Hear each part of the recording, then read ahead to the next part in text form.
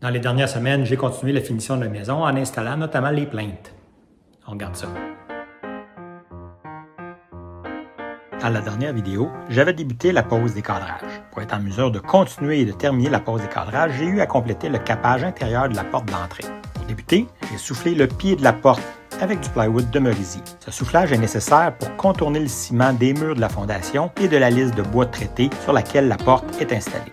J'ai recouvert ce capage de contreplaqué avec une moulure de PVC blanche. En fait, j'ai utilisé 2 plaintes de PVC pour couvrir le tout. Ensuite, j'ai installé les moulures de pin jointé recouvertes de PVC tout le tour de la porte. Pour les installer, j'ai enlevé le recouvrement de PVC pour être en mesure de clouer la moulure de pin. Ensuite, j'ai été en mesure de réinstaller le recouvrement de PVC qui est essentiellement seulement cliqué. Et voilà.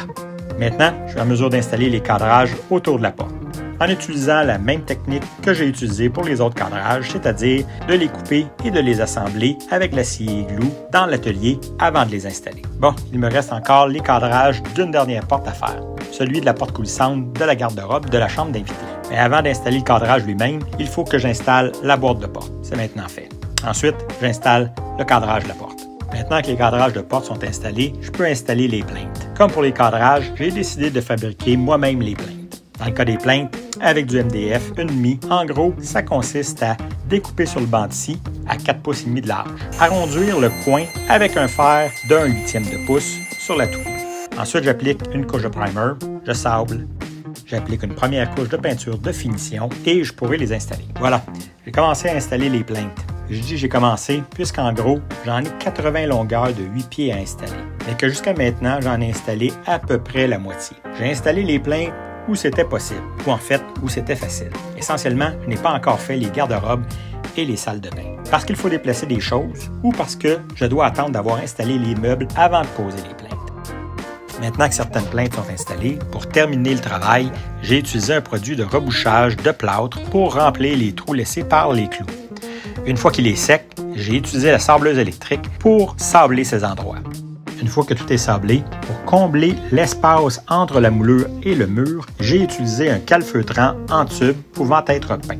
Ensuite, une bonne couche de peinture sur toutes les moulures en m'assurant de bien couvrir les endroits où j'ai appliqué le produit de rebouchage et le calfeutrant. Comme le fini de la peinture des moulures est un fini perle, pour terminer le travail, je dois faire le découpage sur les murs avec la peinture utilisée pour les murs, qui est un fini velours. Bon, je m'intéresse maintenant à la douche du rez-de-jardin qui n'est pas encore complétée. La base de douche et la plomberie ont été faites. Avant d'installer les panneaux de douche, j'installe la membrane d'étanchéité sur les murs de gyps. Pour fixer la membrane, j'utilise de la colle pour céramique. Maintenant, les panneaux. Les panneaux de la douche seront faits en époxy. Pour avoir une idée du résultat et des différentes possibilités, j'ai fait quelques échantillons. La fabrication et l'installation des panneaux d'époxy, ça sera dans la prochaine vidéo.